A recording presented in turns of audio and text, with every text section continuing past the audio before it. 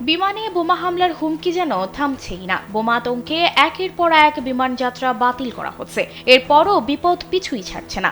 এবার মাঝ আকাশে বিমানে বোমাতঙ্ক ছড়িয়ে পড়ে, ফলে জরুরি অবতরণ করতে বাধ্য হন পাইলট। বৃহস্পতিবার ভারতীয় সংবাদ মাধ্যম দ্য ইকোনমিক টাইমস জানায়, ভারতীয় বিমান সংস্থা ইন্ডিগোর একটি ফ্লাইটে বোমাতঙ্ক ছড়িয়ে পড়ে। মহারাষ্ট্রের নাগপুর থেকে পশ্চিমবঙ্গের কলকাতায় আসার সময় এই আতঙ্ক ছড়িয়ে পড়ে। কর্তৃপক্ষ জানায়, বিমানটি ছত্তিশগড়ের রায়পুর বিমানবন্দরে জরুরি অবতরণ করা হয়। এ সময় বিমানে ক্রু সহ 193 আরোহী ছিলেন।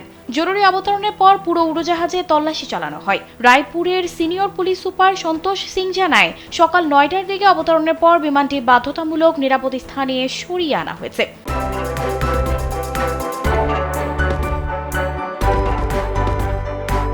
কারিগরি কর্মীদের পাশাপাশি বোম স্কোয়াডের সদস্যরাও বর্তমানে বিমানটি যথাযথ পরীক্ষা করছেন।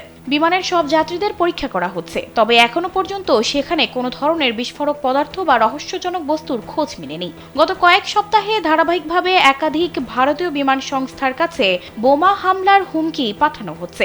অভ্যন্তরীণ ফ্লাইট তো বটেই, আন্তর্জাতিক ফ্লাইটেও ছড়ানো হচ্ছে বোমাতঙ্ক।